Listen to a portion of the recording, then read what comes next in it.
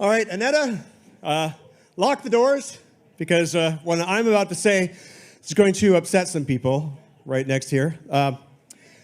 Okay. Christopher Columbus did not discover America.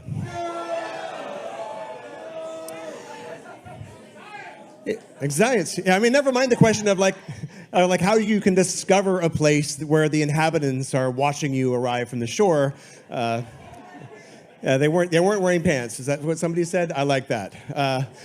So anyway, there were actually many other mariners before Columbus that discovered America as well. Decades earlier, even eons earlier, there were so many people that were coming across these islands and this continent. But it's only been in the last century that evidence has surfaced and continually grown to indicate that many of these pre-Columbian explorers might have come from Africa.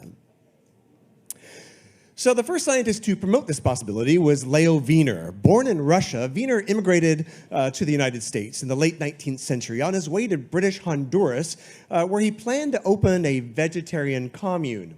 Well, when that turned out not to be the dream job he expected, he moved back to the United States and he became a professor at Harvard University, as one does. But in his time in Mesoamerica, he started noticing things. There are lots of things that led him to encounter certain discoveries that made him consider that possibly if the origins of American civilization might actually be in Africa. So he observed so many linguistic and botanical and other similarities that between 1920 and 1922, he published an extensive 3-volume piece called Africa and the Discovery of America. Now, unfortunately, this is the 1920s, so as yet, no serious archaeological evidence had been done or work had been done to support his botanical theories, because everyone was over raiding tombs in Egypt and things like that. Nod to Howard Carter. So he didn't have a whole lot of other stuff than the names to support him. However, he knew that other clues must exist. For example, he pointed out that Columbus himself was aware that African mariners had preceded him. In his diary of his second voyage, Columbus tells of how the natives of Hispaniola actually had given him gold-tipped metal spearheads that they said were brought by black-skinned people who had come in large boats from the south and southeast. Coincidence? I think not. No. So what's interesting about that, so upon returning to Spain, is that he actually took the spearheads and he sent them away and they had them assayed, and it turned out to be that these spearheads were covered in this metal, this alloy that the inhabitants called guanin, and the metallurgists actually found out that this was an alloy of 32 parts. It was like 18 of gold, 6 of silver, 8 of copper, which, dun, dun, dun, matched the metal used in spearheads made in Western Africa for thousands of years, as carried by medieval African warriors, including the Mali and the Moors. The West Africans even called this metal guanine, the same name used by the natives of Hispaniola. But nothing more was said about that. Conspiracy. Well, probably because, in the interest of Spain, it was in their best interest that they didn't want to have any challenges to their discovery and the claims to the islands of the West Indies.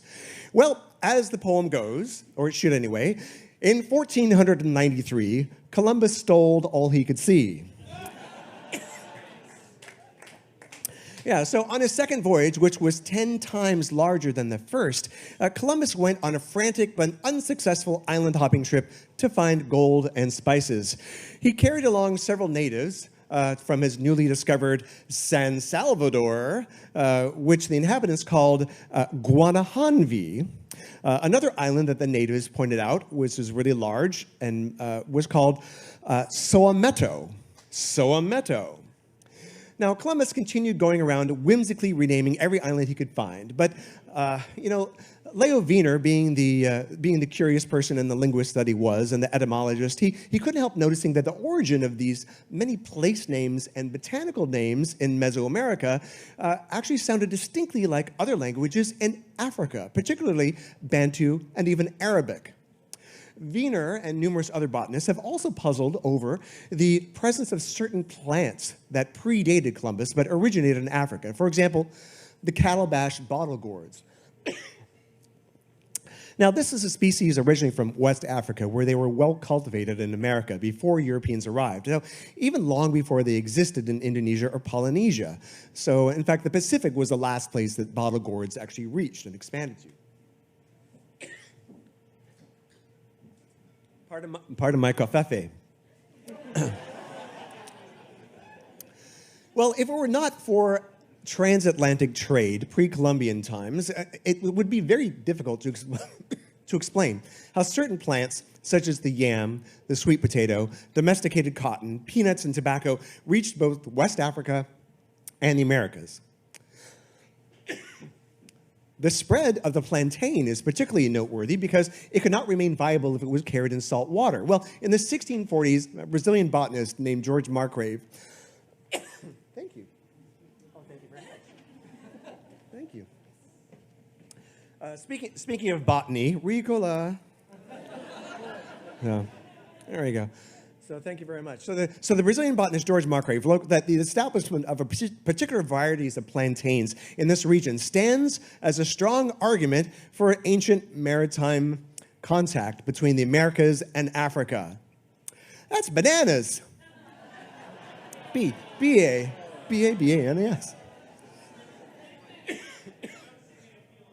That's right. Thank you.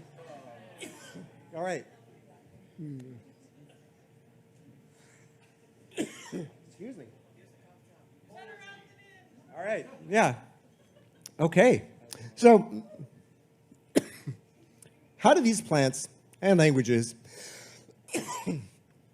That's going to be good for the video. All right. Fix and pose. All right, use the cough drop. Okay, so how do these plants and languages and other cultural elements get to the Americas? Well, some believe, so what's that? Well, you're cheating. Well, some people believe that, over thousands of years, Africans migrated out of Africa and then over the Bering Strait, then down into South America, and things like that. Well, another explanation exists, and so get ready.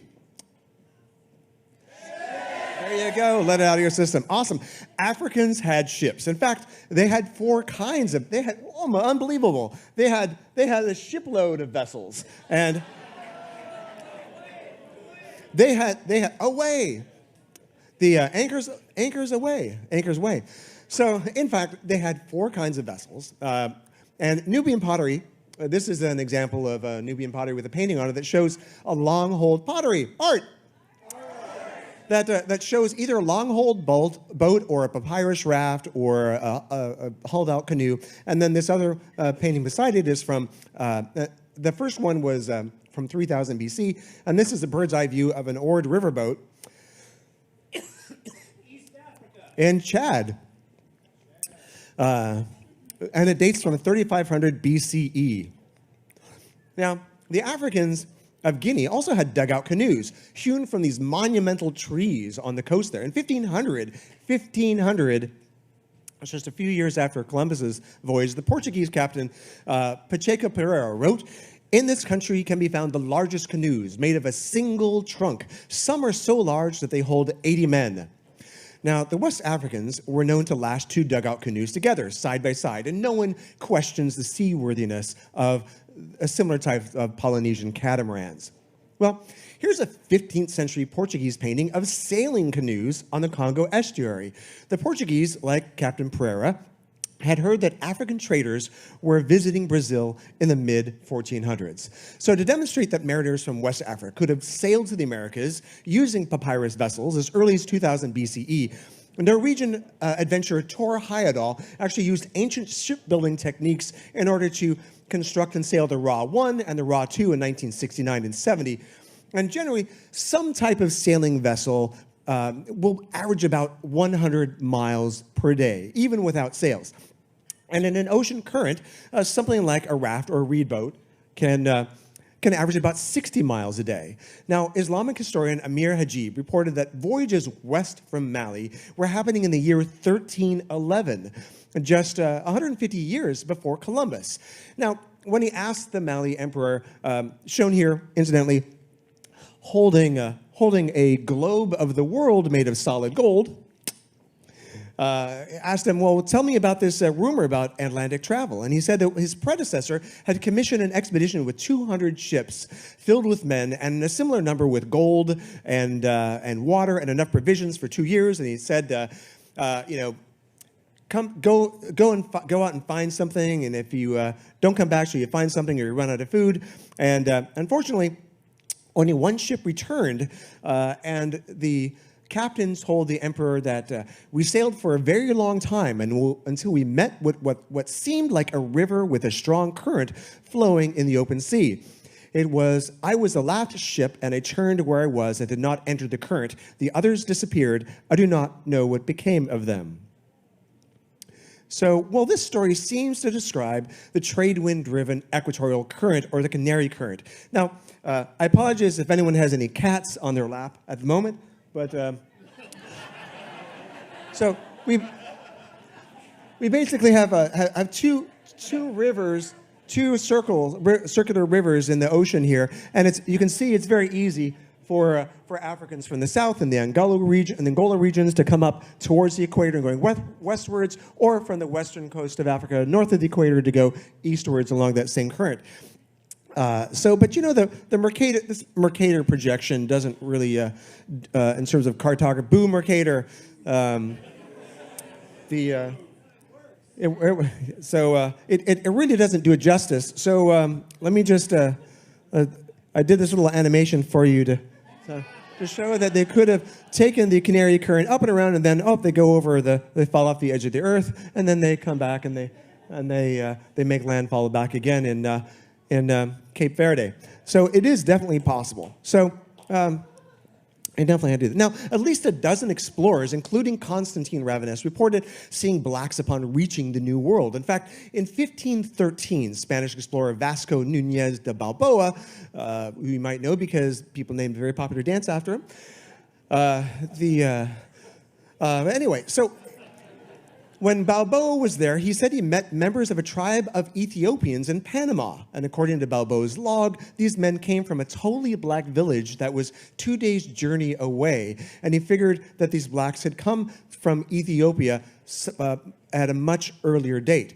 So there are also examples of physical evidence, including pre-Columbian African skeletons, which have been found throughout the Americas. Now, dating between 800 BCE and 300 CE, these murals are from the Temple of the Warriors at Chichen Itza. Now, they clearly feature, the color version is easier to see, but they clearly feature 3 races. And it's depicting black and Indian allies and a battle against white invaders. Now, because of their long blonde hair jewelry, a skin-hulled boat that we have here, right there, and also the fact that they're fighting naked, which was common for warriors from Ireland, they believe that these are Celtic warriors. And because this mural shows that blacks are clearly fighting on the side of the Mayans, that they must have been integrated into society much longer before this painting was done in order to form that form of alliance. Now, there are numerous pre-Columbian figurines with striking similarities to ancient African artwork, and they've been found in Central and South America. In southeastern Mexico, there are 18 rock statues of heads up to 11 feet tall that are facing the ocean, looking east. Now, archaeologists call them the Olmec colossal heads, after the people that carved them. And they were produced for 50 to 200 years and date from at least 900 BCE, when they were mysteriously buried for some reason. So now think about it. It took enormous effort to quarry these. The smallest one was 6 tons, so 6 to 50-ton blocks, to quarry them and carry them 75 miles away from the quarry, and then carve them, and then erect them. These people that they modeled them after must have been important. Whoever they were, they must have been important to be remembered or obeyed or worshipped. Well, Jose Meglia Serrano, the archaeologist who first uncovered them, He pointed out that facial features look amazingly like African blacks, and they all display distinctive headgear or protective helmets. Now, however, some people think that these are actually the facial figures of overweight babies. Yeah, I think they needed to wear helmets when they were babies if they think that. So. And then still others find it easier to believe that instead of Africans, those depicted or responsible for these sculptures, and as well as the Mesoamerican pyramids, were not African Americans, but dun dun dun.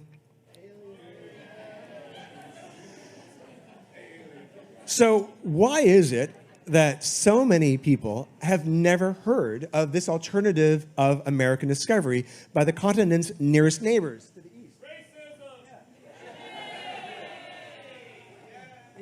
So, I mean, look, now the thing, exactly, whoa, where'd all the continents go? So, this is, look at how close this is. I mean, white people don't think that you could go, this is closer compared to more than twice the distance that Columbus sailed. This will win a drink for you in a bar game sometime. Which state is closest to Africa? Maine. Yeah, look, see there, you need a globe for this. Look at that. Versus yeah, geometry, science. There you go. So anyway, so very few Americans know this. And why is this? So having examined textbooks throughout for years up until 2018, James W. Lowen says that although some books cite the alternative possibility that Vikings, Norse, or even Irish may have reached America first, not one textbook, old or new, mentions the West Africans. So whether or not you give any credence to this admittedly controversial Afrocentric theory, it's obvious that Columbus was not the first to discover America, but the last. So why did he make such an indelible mark on Western people's minds? Well, conquest may have a lot to do with it.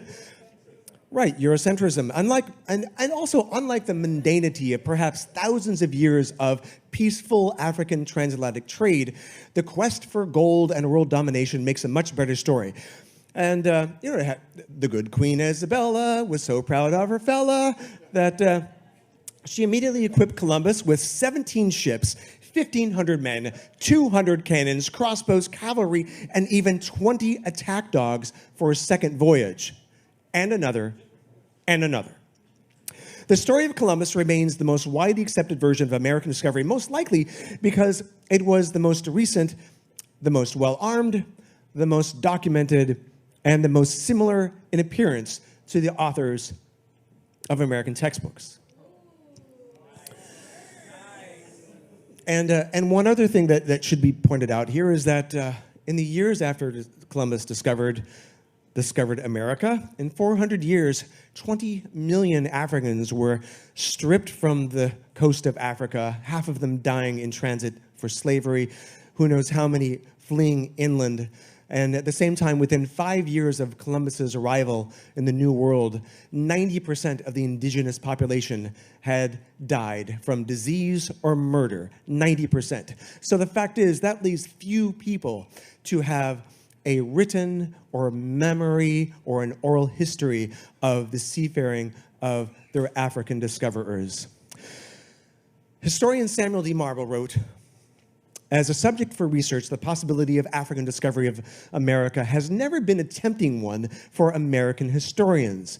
We choose our own history, or more accurately, we select those vistas of history that more or less kind of explain to have the promise of the greatest satisfaction for ourselves. And we have had little appetite to explore the possibility that our founding father was a black man.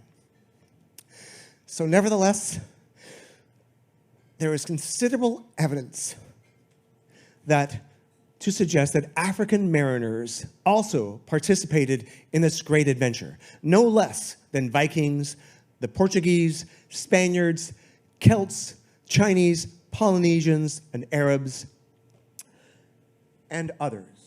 So now I would like to raise a toast to all the discoverers of America before Columbus, wherever you may came from. May more of us discover you.